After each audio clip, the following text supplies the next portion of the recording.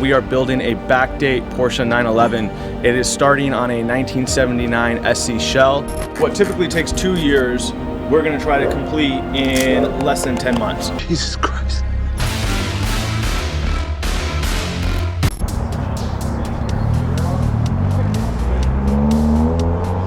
We're here at Fabian Prato's shop, the engine builder for the project. He's been working on Porsche engines for about 20 years. Simo uses him for a lot of your engines, correct? Yep. How many engines have you guys probably worked on together? We're probably at about a dozen right now, and wow, we haven't been able to break one yet. They won't break. They don't seem to fail. Ironic story, I actually ran into Fabian at Button Willow when we were out there testing our Mitsubishi Evo last year. Fate has it, he's now building the engine for our Porsche, so you know, small world. Exactly. Small world. So we're going to take you guys inside, introduce you to Fabian. We're going to show you how we're putting this motor together, talk about all the parts. Just want to give a special shout out to SSF Distribution, the European parts specialist, and without them, this project could not be possible. They're one of my best distributors for our European line of high performance cooling parts. And Simo, you're a daily customer of theirs. They have been an incredible supplier for us. Every day we order 5-6 times from them. Through them, we've been able to make connection with Mahle Motorsports, who have been an outstanding sponsor for us. Very fortunate. Big shout out to the guys at SSF, you know, Trevor, John Fitzgerald, who's your rep, Yep. Ken Butane, Dave DeBoll, all the guys I've been working with. Thank you for being part of this project, and we're going to show you a lot of the parts that they've helped us get throughout this process already. So let's go inside, guys.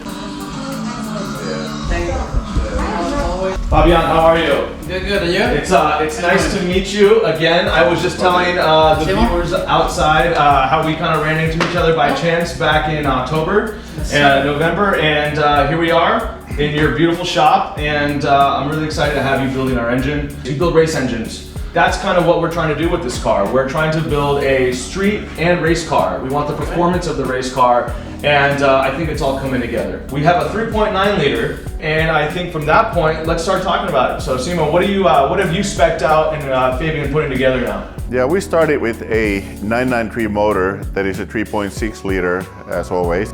I wanted to make you a motor that you can start it in the morning if it's raining or shining and drive it like your Honda to perform like a normal new car. Yeah. But when you step on it, I want it to scare you. And that's the idea. The engine's almost done. Not really. Not really. Okay. I don't know what I'm talking about. Do you know anything?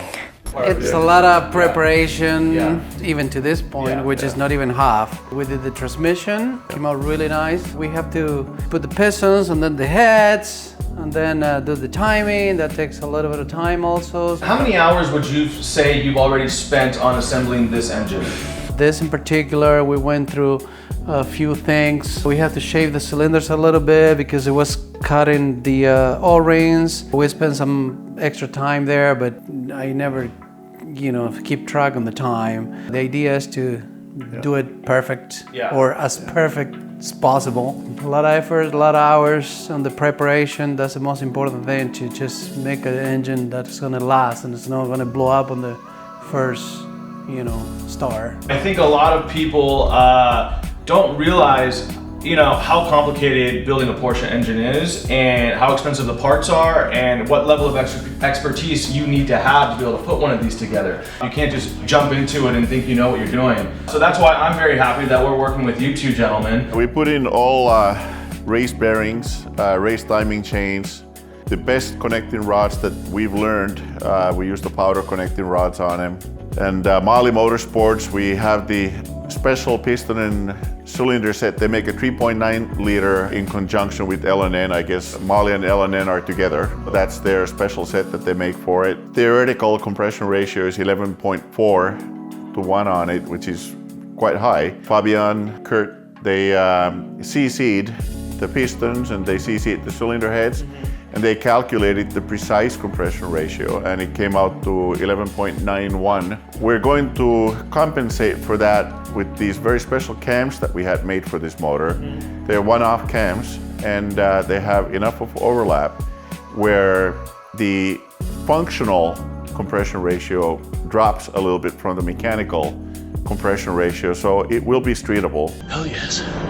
The engine case was O-ringed like the factory RSR blocks, so there's a big groove on the engine block there, and that keeps the thin cylinder walls from leaking. That was done by Osco Motorsports. Randy at Osco is phenomenal, and we're very fortunate to have their support on this as well. Here we have ARB cylinder head studs and ARB connecting rod bolts. The Pauter rods come with those already, so they have all the best of the best in them. We are targeting over 400 horsepower. It's a lot of power in an older Porsche. The best parts are what's going to get you to that level. With the Mahle Motorsports pistons, you know, we are still in a pandemic. There's a lot of logistic and supply chain issues. I believe back in January, we actually grabbed the last set in all of North America. So thank you to SSF for making that happen. And you know, without them, this really wouldn't be possible. It's also a testament to you, Simo, that you started so quickly in the beginning of just acquiring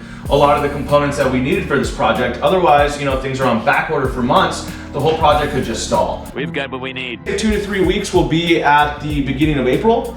And from that point, we'll get the engine bolted to the transmission. And we'll bring in Ryan from Rywire to start working on the engine harness. The plan is to have the drivetrain 100% built while the body is being worked on.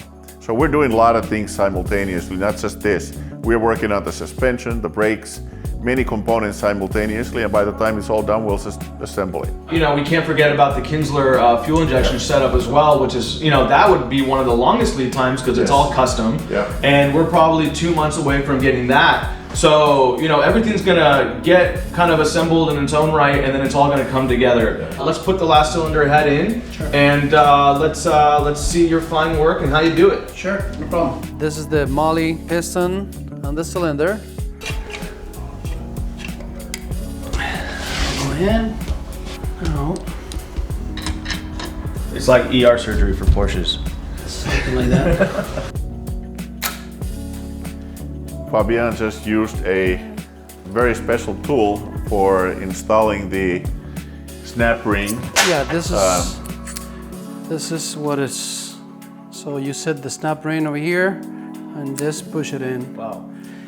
Otherwise, you'll end up with the snap ring in the crankcase and you start over. Loosen it. So now we want to make sure that one is in all the way. It's not going to pop. It'll come out. Okay. Now we're going to go little by little down, that way we don't damage the O-ring. So you'll find these O-rings only on the factory race motors. This is not something that you'll see in any Porsche street motor. Yeah, so this is what it looks like. And this is the one that seals inside the cylinder there. To the case. And it's what is it mostly like it's a thicker O-ring than a normal Porsche O-ring, or They don't use one. They don't use one. Not at all. Only the factory one. So the Osco Motorsports, they machine those grooves into the case. Okay. And it's designed for that. It's an RSR factory. Wow. So some of the motors, they get built with this square one, but they find out that round one works better. So that's it. That's the cylinder. And this is just a safety. That way they don't move. And that's it. It's easy. Yeah. And now the head's over there. What else are you doing in terms for that? So you bolt all three heads together to the cam housing with a special glue. That way it doesn't leak the oil out. Torque these bolts on top just to secure them. And then you just put the whole assembly on top of the cylinders and the pistons. We used the Osco Racing valve springs. Yeah, you can see it here. Titanium valve retainers. And the TRW race valves on it. It's got the oversized valves on it. So they will be flowing well. It's a big displacement motor.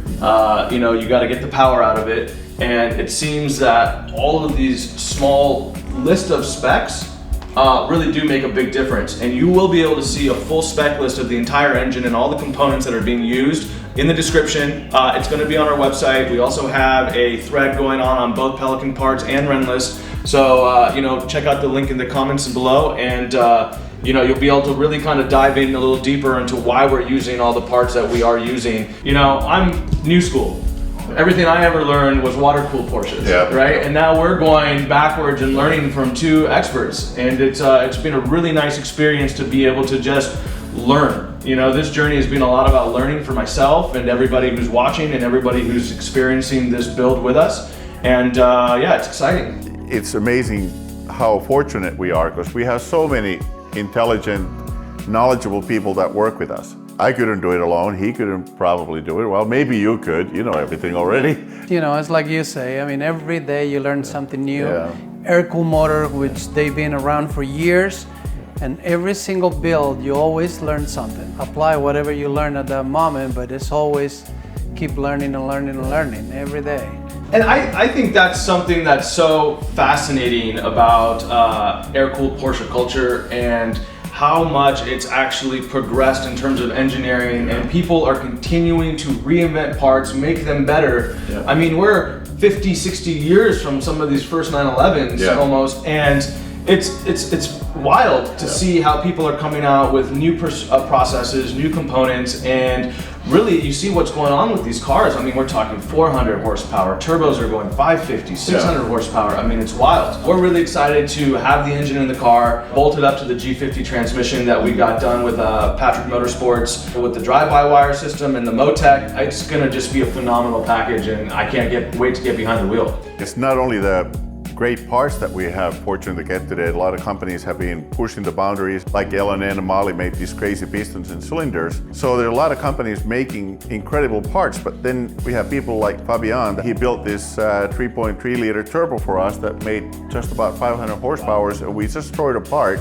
11,000 miles on it. Wow. It has not been easy on that. That car has been abused hard. And when we took it apart, it looked brand new. Wow. It's testament to his skill. I think that the most important thing too is use good components. Well, if you cut corners, that's where you go wrong.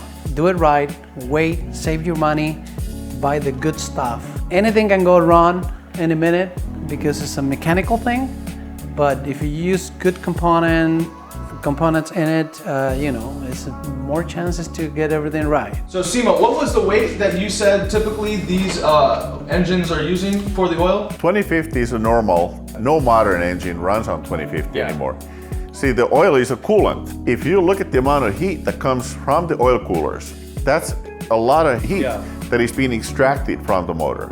So you can extract it by blowing air past the fins, or you can blow it past the fins of your coolers. It doesn't matter how you extract the heat. The oil being in contact with all the hot surfaces, it's a very effective way of extracting heat. You know, even in my 1,000 horsepower 991 turbo, we were using 0W40, but that's a water-cooled car. You just said something that, you know, is like the light bulb goes off. The oil is the coolant in this motor, so you need to use a thick weight because they do run hotter. Typical temperatures can range, and Fabian, you know this working on the race cars, 180 to 220, 230, and it can get a little hotter than that. What would you say the threshold for temperatures would be that you would be comfortable saying you gotta shut it off, or maybe the Motec goes into a fail-safe when it comes to oil temps? Well, the cylinder head temps is at 400. Oh wow. So that's on the head. That has nothing to do with oil temperature.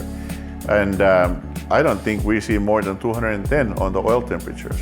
Well, yeah, on the race cars, on the race car probably more, 220 maybe, but that's the limit. But people keep racing. When you're racing, you race.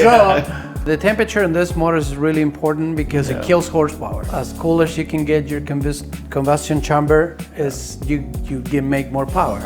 So I'm really looking forward to seeing when we add your coolers on this car on a hot day. I can't wait to see what the temperature is. We are actually going to be using 3 oil coolers for this car, really showcasing what CSF is producing. 2 of our fender coolers behind, you know, behind the wheels. Headlights, right behind the headlights in front of the wheels. And then we're going to have one of our IROC style oil coolers in the center of the front bumper. So we're coming out with a new, you know, 73 RSR style, so it's a little slightly smaller than the one that we've already produced. And I think the 3 oil cooler setup is really going to keep temperatures down, maximize the horsepower, maximize the longevity of the engine, and really allow us to use it because we are going to be on the track with it, and we're really going to show people, you know, how it works. A lot of people don't realize it, but these are not air-cooled motors. These are air and oil-cooled. And that's where your special coolers come into play. We usually use 2 or 3 oil coolers on these. We like to go overkill on that. In Southern California, when you have 100-degree days and you drive these things, overheating can be an issue. Yeah. So we like to put, in addition to the engine cooler, a couple of coolers in the front. You know, you're putting brand new motor in the car. You got to make sure everything around it is brand new. Yes. Working with SEMO, no detail is going to go missed. It's been a spectacular journey already in the first, 3.5 months, 2.5 months that we've been doing this, and we're really excited for the next thing. So, everybody, thank you for watching. Stay tuned for the next episodes. We're going to be bolting on the transmission, the G50 trans that we got from Prato Motorwerks. Ryan from Rywire is going to be coming in, and we're going to start building the engine harness. We'll be jumping around, showing you some of the stuff that's going on with the body. We're going to start working on the interior, and things are all going to start coming together. We're looking forward to seeing what else happens in the future. So thank you to Fabian, Prato Motorwerks, an excellent, engine builder. Simo from SV Auto, who is the man in charge of making sure this project happens. We'll get back to you guys with the next episode. Thank you for watching. Thank you. Thank you. Nice like That would look really nice if we get that as a seat release. There you go. Yeah. Give me the Goyard back, guys. I'm ready.